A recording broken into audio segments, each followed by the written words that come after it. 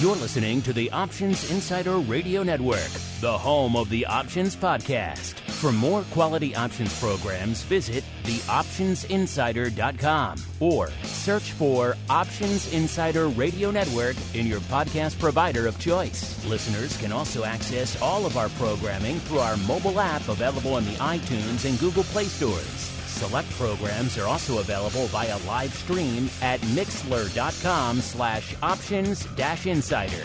That's mixlr.com/options-insider. Don't forget to follow along with your favorite programs and submit your own questions for the hosts at twitter.com/options, stocktwits.com/options, facebook.com/theoptionsinsider, or via questions at theoptionsinsider.com.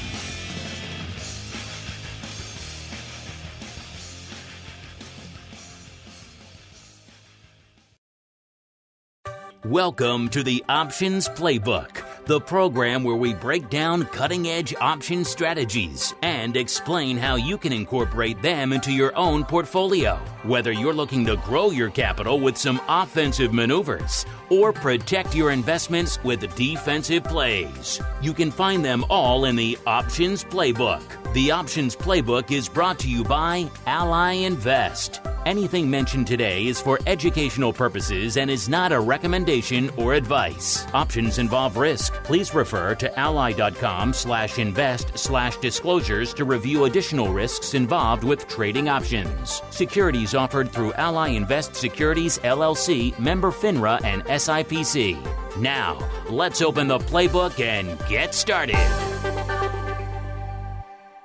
All right, everybody, that music means it's time for Options Playbook Radio, the program here on the Options Insider Radio Network, where we break down all of those amazing options plays, offensive and defensive plays, and tell you how you can incorporate them into your own portfolio. If you're saying to yourself, hey, wait a minute, he's not the usual host of that program, you're right. My name is Mark Longo. I host a lot of shows around here, but usually not this one. Usually it's another guy who I'll get to in a second. But of course, the reason I'm subbing in today is because it is such a special episode. It is our 100th episode spectacular. So spectacular indeed that we had to break it up into multiple episodes. This is part 2 of our 100th episode spectacular. And joining me, as always, for this spectacular of options fun is your regular host, the options guy over there at Trade King, Mr. Brian Overby. Brian, welcome back to your own program and happy 100th episode to you, sir.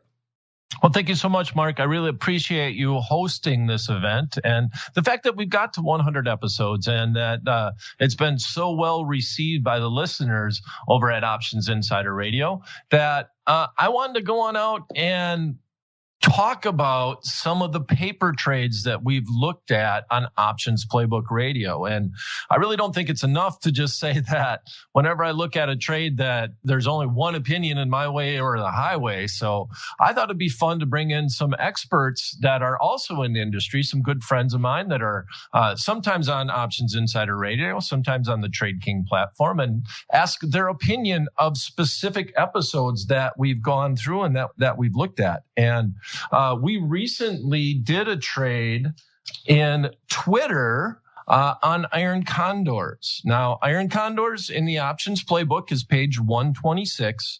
And I decided to ask a good friend of mine, Dan Sheridan from Sheridan Options Mentoring, to look at this trade with me. And I'm going to introduce him here in just a second. But if there's a man that knows iron condors, I know that man is named Dan Sheridan. I've heard him teach iron condors left, right, and sideways. So with that being said, I'm going to jump right into the trade. And then I want to ask Dan a few questions and look at his opinion on the trade. Now, all of these trades were done basically around earnings, which, makes it kind of tricky, but it also makes it interesting because after the earnings event, something happens. And that's usually the case when you're looking at different stocks. So this stock was Twitter. Most people know it out there. Symbol was TWTR. And we actually looked at this trade right before the earnings announcement. So we looked at it on a Wednesday when it got taped. And it was kind of interesting because Options Playbook Radio wasn't published until the following day. So the earning announcement had already happened and the trade was already rocking and rolling. So an iron condor, as I said, is on page 126 of the Options Playbook. So I'm assuming that you kind of understand that if you're listening to the call right now. And I'm going to give you the strikes. We'll start from the highest strike down to the lowest strike, and we'll look at the risk and the potential reward of the trade. So the highest strike call that we bought on the call side is we bought the 21 strike call that went out and had expired on February 19th. Okay, that's the call that we looked at. Now, this trade was being put together on the 10th of February. That's meant that this was a 9-day option contracts, and they all had the same expiration, which is common with an iron condor. So the first call we bought was the 21 strike call. We then sold the 19 strike call. Then we went down to the put side and we sold the 11 strike put, and then our hedge was to buy the 9 strike put. Now, Twitter at that point in time was trading at $15.58. So we were right at the money, basically, or almost right at the 15 strike line. We looked at the long straddle, and that was mentioned in the call. And the long straddle at the midpoint was trading for 3 points. We had an implied volatility of 172% on that front month option. That's where that implied volatility was at. So it was a really crazy time for Twitter. And these were the strikes that we were looking at. Now I'm going to make a couple other points though before we get too far along, but the whole trade was done for, at the midpoint, a net credit of 41 cents. And on a 2.1 wide spread, that meant that there was $1.59 of risk. And that risk was going to be intimate because they were announcing earnings. Right after that trade, after we looked at those trades and looked at those pricing, earnings actually came out on Twitter. Now, part of my thought was Twitter's been beaten up. I mean, the high at one point in time, I'd say within the last year, was well over 50. And now it's already down to 15. It got beat up a little bit more. The stock was very volatile overall. And I was kind of guessing that maybe this was a little bit overdone. And to look at that long straddle. Now, remember, we used the 19th expiration that went out 10 days. They had a different expiration that expired in 2 days.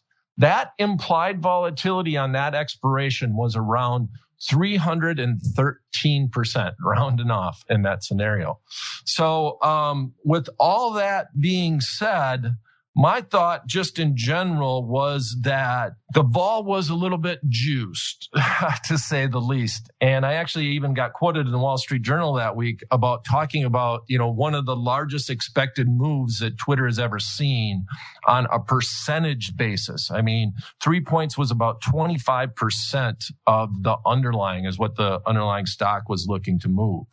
Okay, so went out 10 days, and I'll talk a little bit about that, but I kind of want to get Dan's idea on this little trade, on this little thing, and scenario that came up, and ask, would you ever do a trade like this around earnings? Do you like iron condors? And if you don't, be candid about it. Let us know. So I'd like to introduce now Dan Sheridan from Sheridan Options Mentoring. Hello, Dan. Oh, hi, Brian. Thanks, Mark, and thanks, Brian, for having me. And I think this is an interesting trade in Twitter. First thing I could, talking about this trade, I don't have a problem with the trade. I don't have a problem. I think the thinking was right on.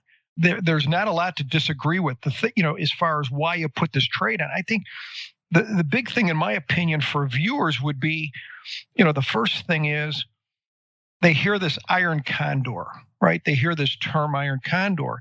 And I want to be clear that this to me is a spec trade. I normally would do an iron condor in SPX or RUD or a stock when it doesn't have earnings or something. And I'm putting it on every month, 4 monthly income. Here, it's like I grew up on the west side of Chicago. On the west side of Chicago, they sell baseball bats. And so when you think of iron condors, you think of this range bound, nice, warm, cozy strategy.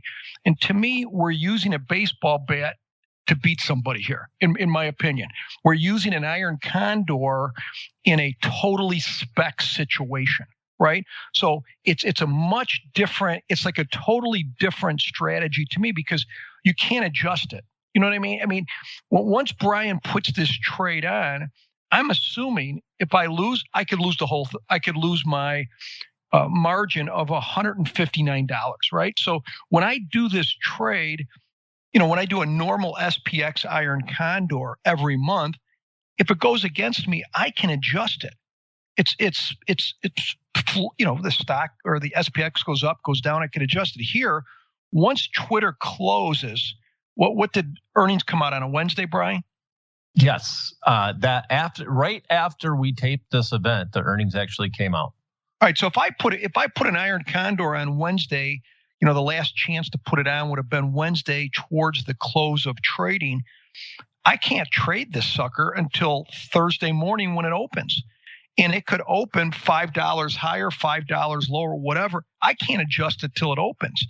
So the way I look at these trades is if I'm willing to risk let's say I'm willing to risk $1,000 on this type of a spec trade, that would determine my size. So my margin's $159, right?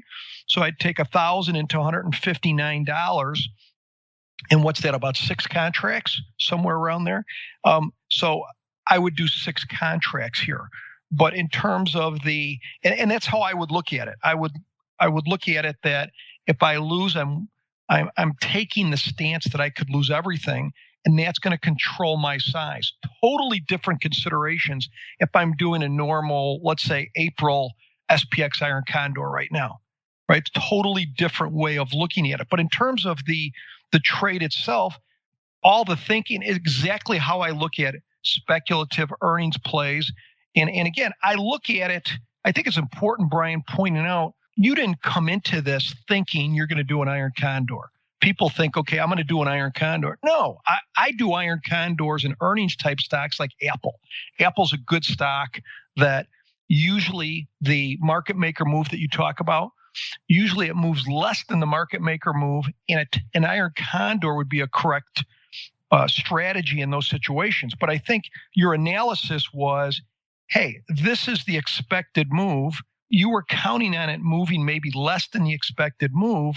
So then after you did your homework, then you decided an iron condor was something that could, fit your opinion. But you didn't come into here thinking, I'm doing an iron condor, right? You're reading my mind exactly, Dan. I really did not look at that. I was looking for volatility. I was actually thinking about back spreads, thinking about something else. And there was a lot that came on with that stock that week. So I find it interesting that you're saying that, because that was actually the stock that we talked about in our midday market call at Tuesday on the Trade King site. So yeah, I really wasn't thinking that going into Twitter.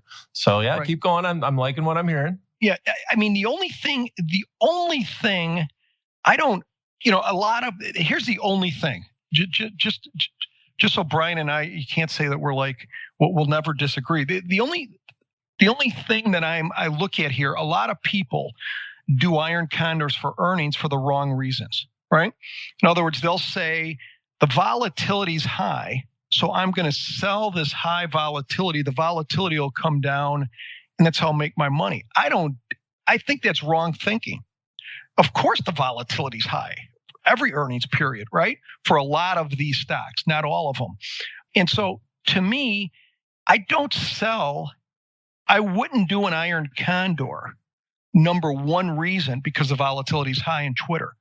I'm doing an iron condor because I think that the Twitter move is going to move less than the market maker move, or less than the expectations. And therefore, an iron condor fits my opinion, right? I'm not just selling it because the volatility is high. The volatility is going to come down. There's no doubt.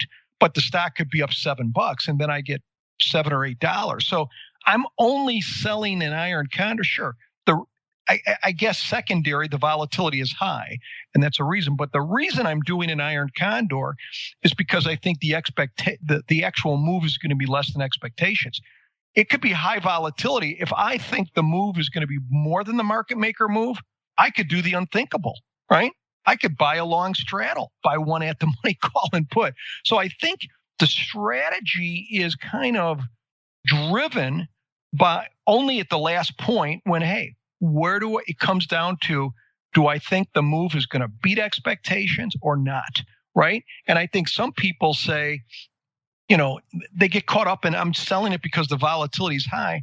That's not the main reason I'm doing it, right? I'm not, the reason the volatility is high is because there's an event called earnings, and the stock has a history of moving plus 10%, more than 10% every earnings. That's why the vols are high. And so anyways, I just think it's, that was more just for the public listening, how you should approach these earnings type situations. But I think for people looking, I think Apple's a good one. Apple, if you look at the last, Brian, I don't know if it's the last 12 quarters or 13, if you would have done a 10 delta iron condor on the weekly, you'd make money at like 12 quarters in a row because it's... All right. I heard some Dan Sheridan mentoring lingo there. What do you mean by a 10 delta? Oh, yeah. So a 10 delta would be, so if you look at Apple the day before, or Twitter, like Brian did here the day before earnings, I'm looking to pick my short strikes of the iron condor by the delta. So if I sell a 10 delta in the call and in the put, that means there's only a 10% probability we're going to finish beyond that strike by the expiration. And if it's a weekly, that's just a few days. So basically, if you're selling a 10 delta call and put, it's got about an 80% probability of expiring worthless. So again, 10 delta means there's only a 10% probability we're going to finish beyond that strike. So a 10 delta iron condor, I've classified it years ago as called a high probability iron condor. So I'm selling a 10 delta call, 10 delta put, and it means the probability of all the options expiring worthless are about 80%. And so that type of an iron condor works well in Apple. And I don't know the deltas that Brian picked for the 19 strike in the calls, 11 strike in the puts, but my guess is with the stock at 16, it was pretty close to a 10 delta would be my guess. All right, Dan, that awesome explanation. Thanks for taking the time to say exactly what that meant. Now, yeah, they were. They had to be, especially what really amazed me about this trade was that we got it done for a 41-cent credit to be that far out. But then again, I told you the implied volatilities were 313% in the very front month and 172% in the expiration that we were trading. And I just was amazed that we could get that much credit on a 2-point wide spread. The risk reward was fairly decent for what that trade was, basically that to be able to get 41 cents with $1.59 worth of risk. And we went out one more expiration. And part of the reason why the thinking there was that I wanted to be able to close that position. If it started to go against me, I was hoping the juice might stay a little bit in it and just be able to get out. But I would have never let this thing, if it gapped open below the short put or the short call, there's not much you could do. But I would have been prepared to trade out of this paper trade. I would have been prepared to trade out of it if it got anywhere close to those strikes anywhere before expiration. And the strikes were 19 and 11. And remember, the stock was trading right at 15. Hey, Brian, 2 questions. What did you look at what this iron condor was trading in the weekly? No, I didn't. Actually, okay. I didn't. My bet is it was pretty close to 41. I have a time and sale. There were only 2 days remaining to expiration. I probably did, but the one thing is to think about, and I just got done talking about this with Andrew from Options Pit, is to think about gamma in this scenario.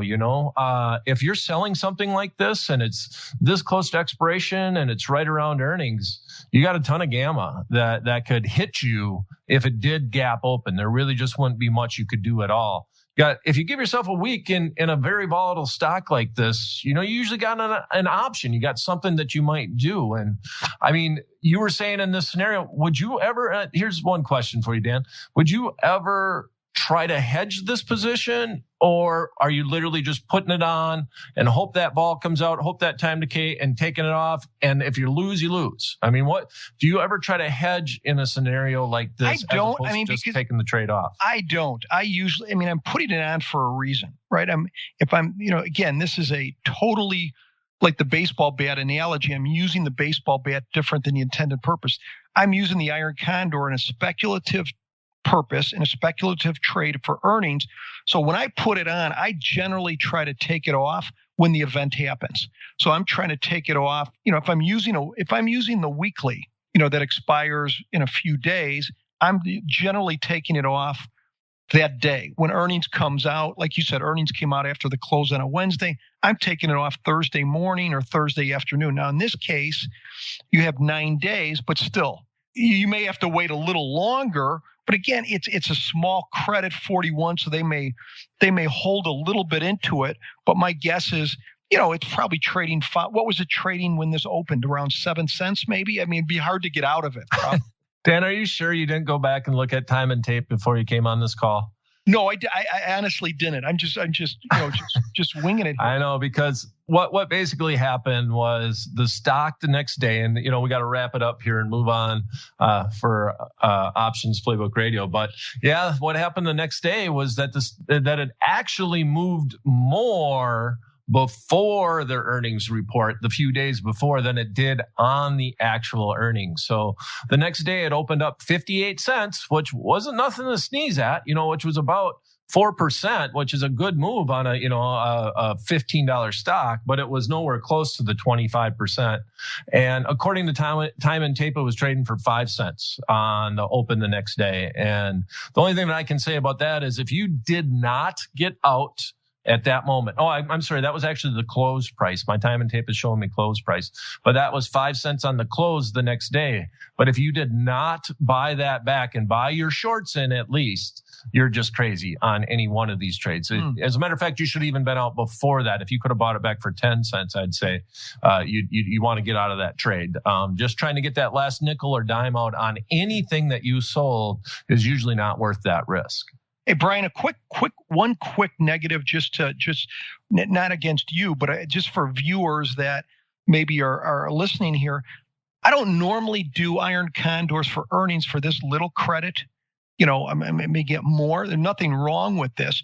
But if somebody was doing, let's say, a one contract, and the problem at some brokerage firms, if you do a one contract, they might hit you with a hefty ticket charge, right? And so if you're only bringing in $41 credit and you're doing it, let's say one time, and you have a ticket charge of $15, $20, right? That's half your profit. So I think the only negative I could see here would be for a retail trader that was only doing it 1 or 2 times, that didn't have a good commission rate, or some brokerages, when you're doing 1 or 2 contracts, they hit you with that nice hefty ticket charge. So you're not getting enough credit to offset that, in my opinion. That would be the only possible negative I could think of. So I guess you would have to be able to do it more, or have part of your spec portfolio to have, be able to do more contracts and make it more worth your while, which that's fair. Good thing at Trade King, we don't have to worry about that as much, but so that was a nice setup for that. But in general, we're one of the lower end on the option pricing. But yeah, I understand that. If the commissions are always very important, and you got to figure them into your trades. You can't just look at a profit and loss graph and look at that. You got to add those commissions into the trades, and you also got to think about bid-ask spreads. So two things that are important. All right, Dan. Well, that's it for this episode of Options Playbook Radio. I love these discussions that we're having for the 100th episode, which is going to run into the 102nd, 103rd. I just invited a lot of friends from the options industry to basically critique the trades that we've talked about on Options Playbook Radio. And if there was one man that to talk about iron condors, not necessarily even around earnings, but just in general, I know Dan is a a big seller of iron condors in his teachings over there at Sheridan Options Mentoring. So I really do appreciate you coming in and give us your insight, Dan. Thanks for coming. Thanks, Brian. Appreciate you having me, and thanks, Mark. All right, everyone. Okay, that's it for this episode of Options Playbook Radio. Please let your friends know more about this program. It's free for all. We do appreciate it. Go to our Facebook page if you have any questions or suggestions, facebook.com/TradeKing. And you can send direct questions directly to me via that Facebook page. You can see archived sessions of Options Playbook Radio. And as always, you can auto-download these via iTunes or Stitcher. Thanks for coming, everyone. And we'll be back same time, same place next week with another additional episode celebrating the 100th episode of Options Playbook Radio. The Options Playbook is brought to you by Ally Invest. Anything mentioned today is for educational purposes and is not a recommendation or advice. Options involve risk. Please refer to ally.com/invest/disclosures to review additional risks involved with trading options. Securities offered through Ally Invest Securities, LLC, member FINRA and SIPC. You're listening to the Options Insider Radio Network, the home of the Options Podcast. For more quality options programs, visit theoptionsinsider.com or search for Options Insider Radio Network in your podcast provider of choice. Listeners can also access all of our programming through our mobile app available in the iTunes and Google Play stores. Select programs are also available via live stream at mixlr.com/options-insider. That's mixlr.com/options-insider. Don't forget to follow along with your favorite programs and submit your own questions for the hosts at twitter.com/options, stocktwits.com/options, facebook.com/theoptionsinsider, or via questions at theoptionsinsider.com.